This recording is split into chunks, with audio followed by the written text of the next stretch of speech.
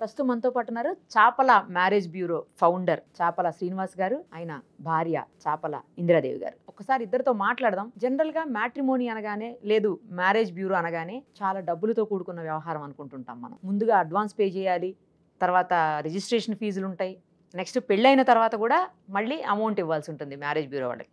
But ఇక్కడ special ఏంటంటే ఎలాంటి ఫీజులు లేవు, కేవలం రిజిస్ట్రేషన్కి మాత్రం నామినల్ అమౌంట్ తీసుకుంటున్నారు. అది కూడా వాళ్ళు రన్ చేయాలి కాబట్టి మిగతా ఎక్కడ కూడా ఎలాంటి అమౌంట్ పే చేయాల్సిన అవసరం లేదు. వాళ్ళిద్దరితో ఒకసారి మాట్లాడదాం. నమస్తే అండి. నమస్తే అమ్మా. చాలా మంచి మాట చెప్పారండి. మ్యారేజ్ బ్యూరో అంటే భయపడిపోయే పరిస్థితులు ఉన్నాయి. ఇవాళ రేపు పెళ్ళిళ్ళు కావాలంటే ఖచ్చితంగా మ్యారేజ్ బ్యూరోని కాంటాక్ట్ చేయాల్సిందే, ఆప్షన్ లేకుండా అయిపోయింది. ఎందుకంటే ప్రపంచం చిన్నది అయిపోయిందేమో. తక్కువ రిలేషన్స్, ఎక్కువగా స్ప్రెడ్ అవ్వకపోవటం, అందరితో కలవలేకపోవడం, పరిస్థితుల వల్ల కావచ్చు, లేకపోతే మన జాబుల వల్ల కావచ్చు, రకరకాల కారణాలు. సో ప్రపంచం చిన్నగా అయిపోయింది. దాంతో పెళ్ళి అంటే ఇంకా మ్యారేజ్ బ్యూరోని కన్సల్ట్ చేయాల్సిన అవసరం వచ్చింది. బట్ మీరు మీ స్పెషల్గా చాపల మ్యారేజ్ బ్యూరో నుంచి ఎవరికి కూడా ఫీజు తీసుకోవట్లేదని తెలిసింది. అందుకోసమే మిమ్మల్ని ఒకసారి మాట్లాడదామని పిలిచాను. ఎప్పుడు పెట్టారు, ఎక్కడ ఉంది, ఏ క్యాస్ట్లు వాళ్ళకి చేస్తారా, లేకపోతే క్యాస్ట్ నో బార్ అని ఉంటాయి అలాంటివి కూడా చేస్తారా? డీటెయిల్డ్గా చెప్పండి సార్. 2020లో స్టార్ట్ చేసామండి విజయదశమికి.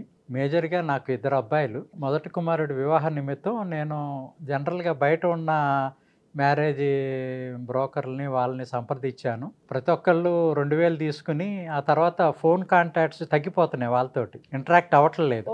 ఇవన్నీ ఇబ్బందులు చూసిన మీదట ఆల్రెడీ చాలా సర్వీసెస్ ఉన్నాయండి, వాళ్ళతో నేను అప్రోచ్ అవ్వటం ఇవన్నీ చూసి అక్కడ కూడా కొంత డిలే జరుగుతుంది. సో నేనేంటంటే ఇక నాకున్న కాంటాక్ట్స్తో నేనే స్టార్ట్ చేశాను. ఫస్ట్లో నేను ఒక 70 మందితో స్టార్ట్ చేస్తే దాదాపు 3000 మంది దాకా వెళ్ళింది. వందల సంఖ్యలో మ్యారేజెస్ అయినాయి. వీటన్నిటికి మించి నాకు ఆనందం ఏంటంటే నా కుమారుడికి సంబంధం నా గ్రూప్ లోనే సెటిల్ అయింది. అంటే మీ దగ్గరికి వాళ్ళు కూడా వచ్చారా? ఆల్రెడీ మెంబర్స్ గా జాయిన్ అయ్యారు. మా రిలేషన్ ద్వారా వాళ్ళు మెంబర్ గా జాయిన్ అయ్యారు. టైం పట్టింది, వాళ్ళ గ్రూప్ లోకి వచ్చింది ఇమీడియట్ గా అవలా. ఒక ప్రాసెస్ లో నేను వాళ్ళని టచ్ చేయడానికి టైం పట్టింది. మా వాడు సివిల్ ఇంజనీర్ అవటం, సివిల్ అందరూ లైక్ చేయకపోవటం, వాళ్ళంతా సాఫ్ట్వేర్ ఎక్కువ డిమాండ్స్ ఉంది. సివిల్ అనేసరికి కొంత లేట్ అయింది. ఈ కాన్సెప్ట్లో ఇలాగే నాలాగే గ్రూపులు మెయింటైన్ చేస్తున్న వాళ్ళ సలహా మేరకు విజయలక్ష్మి గారని ఆమె ఏం చెప్పారంటే, ఎట్లా కాదండి, మీరే ఫాలోఅప్ చేసుకోవాలి. మీకు నచ్చిన ప్రొఫైలు రోజుకి 5 ఫోన్లు చేసి మీరు మాట్లాడుకుంటే మీకు సెటిల్ అవుద్ది. కానీ అట్లా వాళ్ళెవరో ఫోన్ చేస్తారు అనే కాన్సెప్ట్తో పెట్టుకుంటే కష్టం అనేసరికి అది నాకు నచ్చి నేను వెంటనే ఫాలోఅప్ చేస్తూ ఉంటే మా కోడల ప్రొఫైల్ అంత వచ్చింది. అక్కడ వాళ్ళని టచ్ చేస్తే వాళ్ళు స్పందించారు. గ్రేట్ అండి. వెంటనే ఏమైనా ఒక అమ్మాయి ప్రొఫైల్ వచ్చింది అనకుండా మా కోడల ప్రొఫైల్ వచ్చింది అన్నారు. అంటే నాకు తెలిసి మీ కోడల్ని కూతురులా చూసుకుంటున్నట్టుంది. డెఫినెట్గా అండి. నాకు ఆడపిల్ల అంటే భయం. అందరూ అపురూపంగా పెంచుకుంటారు ఆడపిల్లని. ఆ పిల్ల కంటిలో తడి అంటే గుండె ఆగిపోద్ది తండ్రిగా. అందుకని నేను భగవంతుని కోరుకున్నా నాకు మగపిల్లలు ఏమని. 2 మగపిల్లలు. సో నాకు వచ్చే కోడలు నా కూతురులే. ఇంకా నా అదృష్టం కొద్దీ నా భార్య కూడా నాకన్నా కోపం వస్తుందేమో కానీ తను అంత మాట అనకుండా, తాను ఒక మాట అనకుండా చక్కగా మా కృషి మేరకు జాగ్రత్తగా నడుపుకొస్తున్నాం ఫ్యామిలీని. ఇలాంటి విలువలు అన్ని చోట్ల ఉండాలి. కోడలంటే తనేదో మనకు సేవ కాకుండా తనకు కూడా ఆ కుటుంబం కూడా ఎంతో సాక్రిఫైస్ చేసి వారి లైఫ్ని, ఒక ఆడపిల్లని ఒక స్థాయికి తీసుకొచ్చారంటే ఆ పేరెంట్స్ కృషి ఎంతో ఉంటుంది. దాన్ని మనం నెగ్లెక్ట్ చేయకూడదు. సమాజంలో మామూలుగా ఉన్న ఈ కట్న కానుకలు ఇవన్నీ కూడా అసలు అన్నిటిని పక్క తీసేస్తే వాళ్ళిద్దరికీ వాళ్ళ బోల్డ్ వనరులు ఉన్నాయి, సంపాదించుకునే ఛాన్సెస్ ఉన్నాయి మన సొసైటీలో. వాళ్ళని ఫ్రీగా వదిలేస్తే వాళ్ళే సాధించుకుంటారు. మనం అడ్డం ఉండకూడదు అనేది నాకు బాగా నమ్మకం అమ్మా. బాగా చెప్పారు సార్. సరే ఇప్పుడు చెప్పండి, మీ కోడల ప్రొఫైల్ వచ్చింది, అప్పుడు ఏమైంది? నేను అక్కడ కట్ చేశాను. ఏమైందంటే నాకు బాబా గారి మీద బాగా గురువారం రోజు చూసుకుని ఫోన్ మొదలు పెట్టాను. వాళ్ళ మదరే ఫోన్ ఎత్తారు. అమ్మ మీ రిక్వైర్మెంట్స్ ఏంటి అని అడిగాను. సాఫ్ట్వేర్ అట్లా చూస్తున్నాం ఏంటంటే, మళ్ళీ వాళ్ళ రిక్వైర్మెంట్స్ అవి ఉంటాయి కదమ్మా, మా అబ్బాయి ప్రొఫైల్ పంపిస్తున్నాను చూడండి అనేసరికి వాళ్ళు చూసుకున్నారు.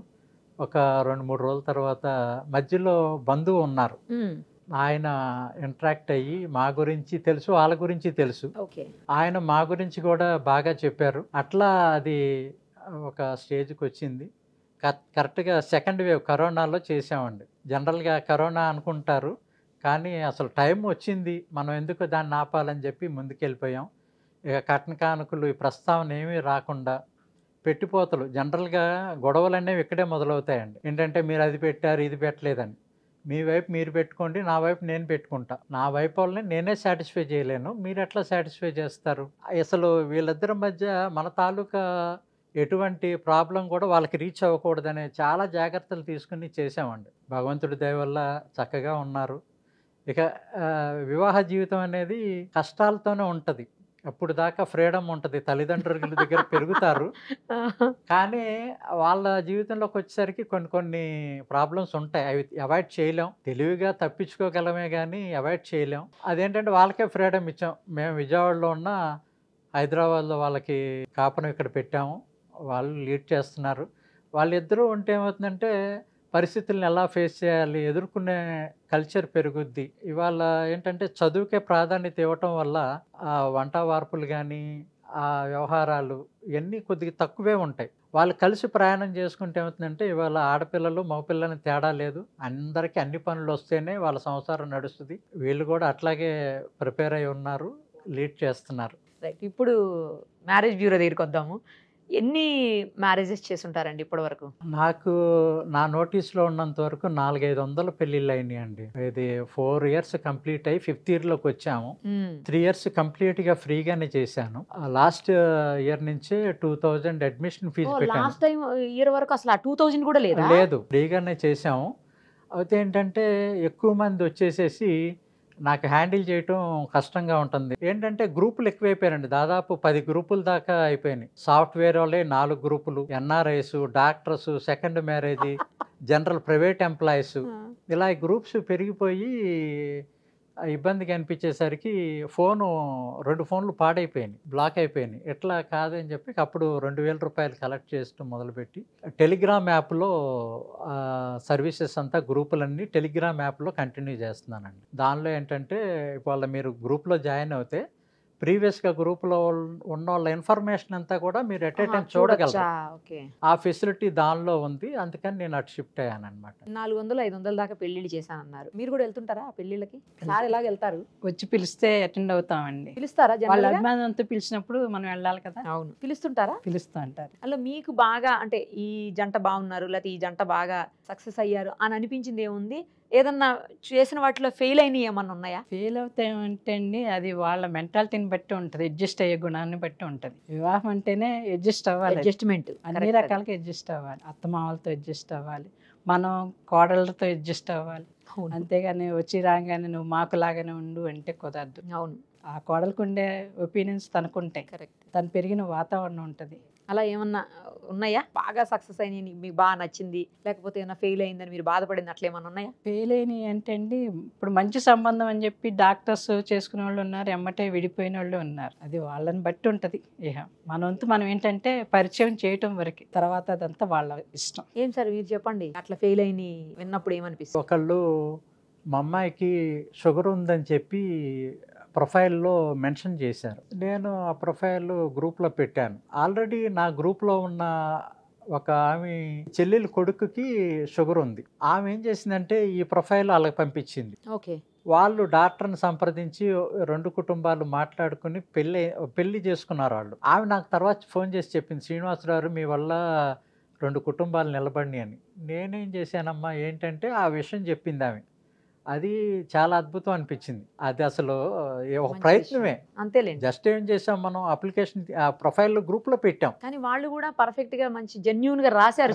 ఇద్దరు కూడా అక్కడ వాళ్ళ తండ్రి నిజాయితీగా మెన్షన్ చేశారు. అది నాకు చాలా ఆనందం అనిపించింది. తర్వాత ఇంకోటి ఏంటంటే ఒక డాక్టర్ అండి, పాపం ఎంబీబీఎస్ చదువుకుంటున్న అమ్మాయిని ఒక తండ్రి డాక్టరే, తను కూడా డాక్టరే, ఫాలో అప్ చేసి పెళ్లి చేసుకున్నారు. వితిన్ మంత్లోనే విడాకులకి వెళ్ళిపోయిందండి ఇష్యూ. నాకు అది బాగా బాధ అనిపించింది. పాపం అన్యం పుణ్యం తెలియని పాప చేసుకునేటప్పుడు ఎంత ఉత్సాహం చూపిస్తారో దాన్ని కాపాడుకోవాల్సిన బాధ్యత ఉంది కదా. ఇప్పుడు ఒక ఆడపిల్ల తల్లిదండ్రులను వదిలేసి మన మీద నమ్మకంతో మన ఇంటికి వచ్చినప్పుడు ఇక మన బాధ్యతే కదా పిల్లల్ని మనం చూసుకోవాల్సింది. ఆ కేర్ తీసుకోలేకపోయారేంటి అనేది బాగా ఆ తండ్రి బాధపడలేదు, కానీ నేనైతే చాలా ఇబ్బంది పడ్డా. ఏంటి మన గ్రూప్లో ఎట్లా జరిగింది అని. అది కొద్దిగా నన్ను బాధ పెట్టిందండి. ఆనందకరమైన విషయం ఇది, బాధ పట్టింది అది. మీరు ఇందాక చెప్పారు చూడండి, గ్రూప్స్ ఉంటాయి వరుసగా, రకరకాల గ్రూప్స్ ఉంటాయి, అందులో సెకండ్ మ్యారేజ్ గ్రూప్స్ కూడా ఉంటాయి అన్నారు. సెకండ్ మ్యారేజ్ గ్రూప్ అలాంటివి చేశారా అండి ఏమన్నా? జరిగినాయండి. దానిలో ఒక అద్భుతం ఏంటంటే రైల్వే ఎంప్లాయీ, ఒకళ్ళేమో మామూలు ఆర్డినరీ హౌస్ వైఫే. ఆ రైల్వే ఎంప్లాయీకి ఆడపిల్ల ఉంది, అవతల ఆ అమ్మాయికేమో అబ్బాయి ఉన్నారు. వాళ్ళిద్దరూ కలిశారు, కలిస్తే వివాహం జరిగింది. అబ్బాయి తల్లి చెప్పింది, శ్రీనివాసరావు మీ దయ వల్ల మాకు ఒక కుమారుడు కూడా వచ్చాడు, మనవడు కూడా వచ్చాడు మాకు అని చెప్పి చాలా పాజిటివ్గా. ఇక్కడ సమస్య అనేది మనం తీసుకునే దాన్ని బట్టే కనపడుతుంది, కానీ ఇష్యూ అంటూ ఏం లేదండి. అది జనరల్ గా ఎట్లా అంటే, మనం చేస్తే ఒక తప్పుకి ఎందుకు చేసామనేది చెప్తాము, ఎదటోళ్ళు కావాలని చేశారని అంటాం. అది రాంగ్ కదా, దానికి కూడా ఒక రీజన్ ఉంటుంది, వాళ్ళు ఎందుకు చేశారు అది తెలుసుకోకుండా మనం వాళ్ళ మీద బ్లేమ్ చేస్తాం. అది మన వైపు నుంచే తప్పు ఉంటుంది అనిపిస్తుంది నాకు. ఏ ప్రాబ్లంతో అయినా సరే కూర్చుని మాట్లాడుకుంటే కమ్యూనికేషన్ గ్యాప్ ఏనండి, అంతకు మించి ఇక్కడ వాళ్ళు మనతో గొడవ పెట్టుకుందామని మనతో సంబంధం కలుపుకోరు కదా. వాళ్ళైనా మనమైనా వాళ్ళు పీస్ఫుల్గా మంచి లైఫ్ లీడ్ చేయాలనే కాన్సెప్ట్తోనే ముందుకు వస్తారు. కానీ ఇక్కడ ఏంటంటే అభిప్రాయ భేదాలు అనేవి కమ్యూనికేషన్ గ్యాప్ వల్లే వస్తాయి తప్పితే ఎవరో కావాలని చేయరనేది నా ఆలోచన. ఏజ్ లిమిట్ ఏమన్నా ఉంటుందా అండి ఆ సెకండ్ మ్యారేజ్ వాళ్ళకి? అట్లా పెద్ద వాళ్ళకి కూడా ఎప్పుడైనా చేశారా? లేదు, అంటే ప్రొఫైల్స్ ఉన్నాయి కానీ అవి కష్టంగా ఉన్నాయండి, జరగట్లే. దానిలో కూడా సర్టన్ ఆ గ్రూపులో ఆడపిల్లలు ఎక్కువ ఉన్నారు. సెకండ్ మ్యారేజ్లో ఆడపిల్లలు ఎక్కువ ఉన్నారు, అబ్బాయిలు తక్కువ ఉన్నారు. ఇక్కడ డాక్టర్స్ గ్రూప్లోకి వచ్చేసరికి ఆడపిల్లలు ఎక్కువ మంది ఉన్నారు, అబ్బాయిలు తక్కువ ఉన్నారు. ఈ ఆడపిల్లల తల్లిదండ్రులు లేకపోతే అబ్బాయి తల్లిదండ్రులు వాళ్ళ ఏజ్కి ఎంతవరకు అనేది చూసుకోకుండా ఎంబీబీఎస్ తర్వాత ఎంఎస్ఆర్ ఎండి తర్వాత స్పెషలైజేషన్ అడుగుతున్నారు. వాళ్ళకి మనం అవకాశం ఇస్తే అంత చదువుకున్న వాళ్ళు వాళ్ళ కెరీర్ని పాడు చేసుకోరు కదా, వాళ్ళకి ఆలోచనలు ఉంటాయి.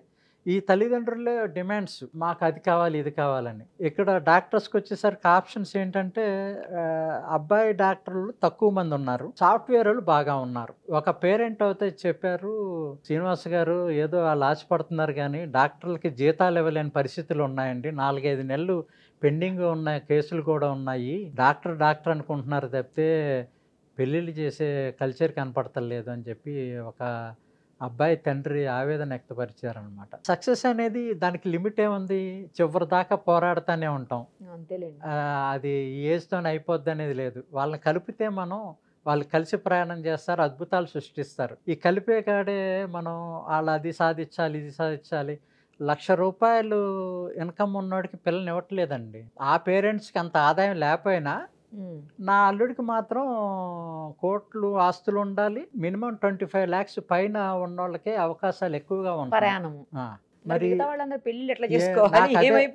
నా బాధ అదేనండి. ఇంకా ప్రైవేట్ ఎంప్లాయీస్ ఉన్నారు, బిలో 50,000 వాళ్ళు ఉన్నారు. ఆ గ్రూపులో అయితే 165 మంది మెంబర్స్ ఉంటే 160 మంది అబ్బాయిలండి, 5 అమ్మాయిలు.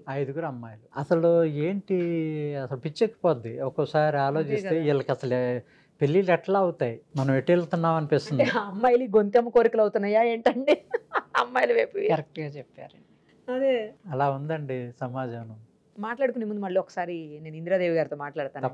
ఇంటర్వ్యూ అని పిలిచినప్పుడు అమ్మా నేను ఒక్కడే రాను, నాతో పాటు మా వైఫ్ని కూడా తీసుకురావచ్చా అని అడిగారు. తప్పకుండా తీసుకురండి అన్నాను. ఇప్పుడు తీసుకొచ్చిన తర్వాత మీరు నేను ఉండటం అవసరం అమ్మా అని అడిగారు కదా. అడిగితే ఏమంటున్నారు విన్నారా, నా భాగస్వామి కదమ్మా అంటున్నారు. అంత గొప్ప వ్యక్తి అండి. చూడండి మీ హస్బెండ్, మీరు ఎందుకు రానన్నారు? మరి అంటే రన్ చేసేది ఆయనే కాబట్టి ఆయన డీల్ చేసుకుంటారులే ఏదైనా అని చెప్పి రానన్నారా? హ్యాపీయా ఆయన చేసే ఈ పెళ్ళిళ్ళు కావచ్చు, ఏవైతే సంబంధాలు కుదర్చడం ఉందో వీటి పట్ల మీరు హ్యాపీ అమ్మా? ఏమన్నా ఇష్యూస్ అవుతాయని ఎప్పుడన్నా భయపడుతుంటారా?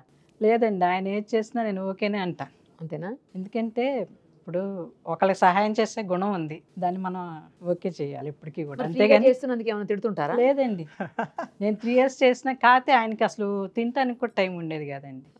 జనాలు ఫ్రీ అనేటప్పటికి బాగా వచ్చేవాళ్ళండి. 2000 పెట్టేటప్పుడు తగ్గారు. మనుషుల మెంటాలిటీ అలాగుంది. అంటే 2000 పెట్టినప్పుడు ఎవరు వస్తారంటే అమ్మా, ఎవరైతే సీరియస్ గా నిజంగా కావాలనుకుంటారో సీరియస్ గా ఉంటారో వాళ్ళే వస్తారు. అమౌంట్ పెట్టినప్పుడు ఏంటంటే ఎవరు పడితే వాళ్ళు ఊరిని ఒక ట్రైల్ వేద్దాం పోయింది ఏముంది అన్నట్టు వస్తారు కదా సార్. అవతల వ్యక్తి మనకి ఊరికే సర్వీస్ అందిస్తే ఫ్రీ అదే జనాలకి అలా ఉంది ఆలోచన. అదే అంతేగాని వాళ్ళకి వాళ్ళు అంతంత టైం స్పెండ్ చేయాలి, చాలా మందితో మాట్లాడాలి, ఫోన్లు వాడాలి, చాలా బుర్ర వాడాలి, అవునండి. టైం అన్నీ కూడా కదండి. సో ఇప్పుడు పెద్దవాళ్ళకైతే కొంచెం ప్రాబ్లం ఉంది మొత్తానికి కదండి. అవట్లా ఎంత ఏజ్ ఎక్కువ చూస్తున్నారు మీరు? మీకు దగ్గరికి వచ్చే వాళ్ళలో ఏజ్ ఎక్కువ ఎంత ఉంటుంది? ఫస్ట్ పెళ్లి వాళ్ళకి ఫస్ట్ అడుగుతున్నారు. మ్యారేజ్ వచ్చేసరికి అండి ఇప్పుడు లేటెస్ట్గా 2001 వాళ్ళు కూడా వస్తున్నారు. అంటే 25 వాళ్ళు 23, 24 నుంచి కూడా మొదలైపోతున్నారు. అబ్బాయిలా అమ్మాయిలా? అమ్మాయిలు. అమ్మాయిలా? ఇక్కడ అబ్బాయిలకు వచ్చేసరికి ఏంటంటే ప్యాకేజ్ విషయంలో నేను ఇప్పుడు మా అబ్బాయికి ఎంత వస్తుందని చెప్పడానికి మినిమం ప్యాకేజీ 15 to 25 మధ్య ఉంటేనే నేను చెప్పగలిగే పరిస్థితి వచ్చేసిందండి. ఈ లోపల చెప్పడానికి నాకే ధైర్యం చాలని పరిస్థితి, మా పిల్లల తల్లిదండ్రుల పరిస్థితి చూడట్లేదు కూడా. అప్పుడు ఏమవుతుందంటే ఏజ్ గ్యాప్ వచ్చేసరికి 25 నుంచి 30 లోపల అబ్బాయిలు వస్తున్నారండి. వినటానికి బాగుండే ప్యాకేజ్ చెప్పడానికి ఆ టైం పడుతుంది వాళ్ళకి. వినటానికి బాగుండే ప్యాకేజ్ చెప్పడానికి 25 ఏళ్ళు దాటి 25 తర్వాత నుంచి 30 మధ్యలోకి వెళ్ళిపోతున్నారు. 30 వచ్చేస్తే మళ్ళీ ఇంకా అది ఇబ్బందికరంగా అక్కడి నుంచి 40 దాకా ఉన్నాయండి. ఫస్ట్ మ్యారేజ్ లో 40 సంవత్సరాల వాళ్ళు కూడా ఉన్నారండి. అక్కడికి వచ్చేసరికి ఆప్షన్స్ తగ్గిపోయి ఎందుకు పెళ్లి అవ్వలేదు అంటారు. దానికి కారణాలు ఏం చెప్తామండి? ఓ ట్రైల్ వేస్తున్నారు, అక్కడ కాకపోతే ఇంకొక దీనిలోకి వెళ్తున్నారు. అట్లా డిఫరెంట్ ఫేజ్ లో మా పిల్లోళ్ళు బాగా ఇబ్బంది పడుతున్నారు ఇవాళ. దాని మీద లేట్ అవుతుందండి మ్యారేజెస్. మీరు పర్టికులర్ గా ఒక క్యాస్ట్ కే చూస్తారండి, ఎవరికైనా చేస్తారా? నేను బేసిక్ గా మా అబ్బాయికి ఎత్తుక్కుంటా, ఇది అరేంజ్డ్ మ్యారేజ్ కాబట్టి క్యాస్ట్ ఇక్కడ బాగా పనిచేస్తుంది. మామూలుగా లవ్ మ్యారేజ్ అంటే దానికి ఉంటుంది. ఇక్కడ క్యాస్ట్ పర్టికులర్ గా క్యాస్ట్ ఇక్కడ ఇంపార్టెంట్. ఏంటంటే దురదృష్టవశాత్తు ఈ క్యాస్ట్ అనేది అన్ని చోట్లకి వెళ్ళిపోయింది, కానీ కులం అనేది వివాహాల దగ్గరే చూస్తాం. చూడాలి కుల మతాలు అనేవి ఇక్కడే మనకు కావాల్సింది. అట్లా నేను కాపులకని మొదలు పెట్టానండి. ఫ్యూచర్లో అందరూ వస్తే కనుక నేను చేస్తాను. నాకేమి అదనంగా నా ఇదేమి ఉండదు. నాకు ఆల్రెడీ సోర్సెస్ ఉన్నాయి కాబట్టి అన్ని క్యాస్ట్లకు కూడా చేయటానికి సిద్ధమే. మేము సొంతగా భాగస్వామి యాప్ అని మేము ఒకటి క్రియేట్ చేసి రిలీజ్ చేస్తున్నామండి. అదంతా టోటల్గా ఫ్రీ సర్వీసే ఉంటుంది, దాన్ని కూడా ఉపయోగించుకోవచ్చండి. సో మీరు చెప్పిన దాంట్లో ప్రకారం పిల్లలు ఉన్న వాళ్ళు కూడా వస్తుంటారు అయితే పెళ్లికి? సెకండ్ మ్యారేజ్కి వస్తారు. సెకండ్ మ్యారేజ్కి అంటే ఎట్లా అంటే అది కూడా కరోనా వల్ల కొంతమంది పోయిన వాళ్ళు ఉన్నారండి. యాక్సిడెంట్ గా పోవటం, కొంతమంది ఏంటంటే డెలివరీ టైంలో చాలా తక్కువ అనుకోండి, ఒకటో రెండో ఆ ప్రాబ్లం తో పోయిన వాళ్ళు కూడా ఉన్నారు. ఏదో ఒక అనారోగ్యంతో భర్తలు పోయిన వాళ్ళు ఉన్నారు, లేదు ఏదో తేడాలు వచ్చి విడిపోయిన వాళ్ళు, అన్ని రకాల వాళ్ళు ఉన్నారు. పిల్లలు ఉన్న వాళ్ళు కూడా ఉన్నారండి. అయితే దానికి కూడా ఒప్పుకొని వస్తున్నారు. ఇప్పుడు అందరూ అంటున్నారు కదండి, అమ్మాయిలు తక్కువైపోయారు, అబ్బాయిలు ఎక్కువైపోయారు, అమ్మాయిలు దొరకట్లేదు పెళ్లిళ్ళ కోసం అని అంటున్నారు. నిజమేనా? అది ఒక గ్రూప్ లో ఒక రకంగా ఉందండి. డాక్టర్స్ గ్రూప్ లో 100 మంది గ్రూప్ లో ఉంటే 90 మంది ఆడపిల్లలు, అక్కడ ఎక్కువే ఉన్నారు, అయితే 10 మంది అబ్బాయిలు ఉన్నారు. అదే జనరల్ గ్రూప్ లోకి వచ్చేసరికి 165 మంది గ్రూప్ లో ఉంటే 160 మంది అబ్బాయిలు, 5 ఆడపిల్లలు ఉన్నారు. సాఫ్ట్వేర్ లో ఉంటే 50-50 ఉంటారు. అక్కడ వచ్చేసరికి అబ్బాయిలు అమ్మాయిలు పోటీగా ఉంటారు. అక్కడ ఏమి డెఫిసిట్ లేదు. అట్లాగే ఎన్ఆర్ఐస్ లో కూడా ఎటొచ్చి ఇక్కడ జనరల్ గ్రూప్ లోనే ఆడపిల్లలు తక్కువగా కనపడుతున్నారు. చిన్న చిన్న ఉద్యోగస్తులకి అమ్మాయిలు లేరండి. మరి అది ఎట్లా వాళ్ళ దాకా ఎలా రీచ్ అవుతారో, లేకపోతే నాకు అనిపించింది ఏంటంటే ఎవరికాళ్ళు వాళ్ళ లొకాలిటీలో వాళ్ళు చూసుకోవాల్సిందే, కానీ ఈ గ్రూప్ లో అయితే సర్వీసులు అందనట్టుగా అనిపిస్తుంది. రావట్లేదు కూడా వాళ్ళకి. ఇది జనరల్గా కొంత మినిమం ఎక్స్పెండిచర్తో కూడుకుంది కదా. ఇంటర్నెట్ ఉండాలి, ఆ సౌకర్యం, వాట్సాప్ గ్రూపులు కానీ టెలిగ్రామ్ గ్రూపులు కానీ, అవి వాళ్ళకి రీచ్ అవ్వని వాళ్ళు ఈ సోర్సెస్ గురించి తెలియక ఉంటారు. నేను అందుకని ప్రతి ఆదివారం కూడా మా ఇంట్లో ఒక పోర్షన్ ఖాళీ అయితే ఈ వధూవరుల పరిచయ వేదిక అని కూడా స్టార్ట్ చేశానండి. అక్కడికి పిలిపిస్తారా? వాళ్ళని పిలిపించి కల్పిస్తారు, అంతవరకే మీరు ఉంటారు, ఇంకా తర్వాత వాళ్ళు మాట్లాడుకుంటారు? అంతేనండి. జస్ట్ ఏంటంటే పరిచయమే, ఇక మిగతాదంతా వాళ్ళే చూసుకోవాలి. అట్లా ఒక వేదిక ఏర్పాటు చేసామండి విజయవాడలో, మా ఇంటి దగ్గర. విజయవాడలో ఒక్కటే బ్రాంచ్ ఉందండి? అంతేనండి. ఎక్కడైనా చేయొచ్చు కదా, విజయవాడలో ఉన్న ఏం ప్రాబ్లం? వాళ్ళంతా ఫోన్లు నెట్ ఎంత వస్తుంది కదా, సౌకర్యాలు ఉన్నాయి కదా. ఫైనల్ గా ఒకటి చెప్పండి, మంచిగా కలిసి ఉండాలి భార్యాభర్తలు ఇద్దరు, ఏ ప్రాబ్లమ్స్ లేకుండా ఉండాలంటే మీకు ఎన్నేళ్ళు అయిందండి పెళ్ళయ్యి? మాకు 30 years అయిందండి. వివాహ వ్యవస్థలో 30 ఏళ్ళు పూర్తి చేసుకున్న మీరు మంచి అడ్వైజ్ లాగా, ఒక సలహా లాగా ఏమన్నా చెప్పండి, అందరికి పనికొచ్చేలాగా. ఇవాళ గతంలో లాగా నేను కోడలు గురించే మాట్లాడతానండి. తప్పకుండా. ఎందుకంటే కోడలు అనేది ఒక ఇంట్లో అపురూపంగా పెరిగి ఉంటది. దాని వెనకాల తల్లిదండ్రుల కృషి కానీ ఏదైనా ఉంటది. తనని మనం కూతురుగా తీసుకోగలిగితేనే మన వ్యవస్థలు నిలబడతాయి తప్పితేనండి ప్రతిదానికి వాళ్ళేదో మనకి సర్వెంట్ లాగా ట్రీట్ చేస్తే మాత్రం నిలబడవు. తర్వాత అబ్బాయి అమ్మాయి ఇద్దరు కూడా అన్ని పనులు చేసుకోగలగాలి వాళ్ళ పరిస్థితుల్లో. ఇవాళ సాఫ్ట్వేర్ అని ఎక్కడెక్కడికో వెళ్తున్నారు. నేను ఒక్కడినే చేయాలి, నేను ఒక్కటి దాన్ని చేయాలంటే కుదరని పరిస్థితులు. వాళ్ళిద్దరు కూడా నేను అబ్బాయిననే ధీమా పోవటానికి లేదు. జనరల్గా అందరూ అట్లా వచ్చేసారులేండి.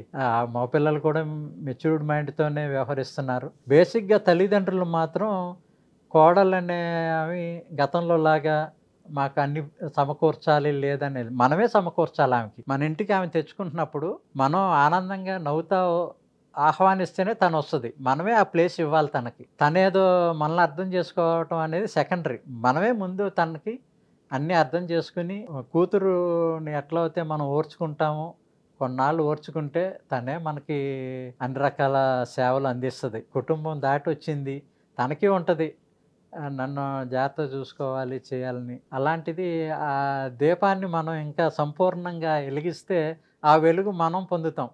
ఎందుకంటే మన గోత్రనామాలు తనకి వెళ్తాయి కదా, ఫ్యూచర్ అంతా తన మీదే. మన వంశోద్ధారకులు అందరూ తన ద్వారానే వస్తారు. సో అలాంటి దీపాన్ని మనం జాగ్రత్తగా కాపాడుకోవాలి. అదైతే నాకు మీ ఛానల్ ద్వారా చెప్పేది ఏంటంటే తల్లిదండ్రులే మారాలి. మన ఒక్కళ్ళ పిల్లలతో కాదు, దీపంని మన నెక్స్ట్ జనరేషన్స్ కూడా ఇవ్వాలంటే మనమే కొన్ని సాక్రిఫైస్ చేయాలి. దానిలో ముఖ్యంగా కట్న కానుకలు ఇవన్నీ పక్కన పెట్టేయాలి.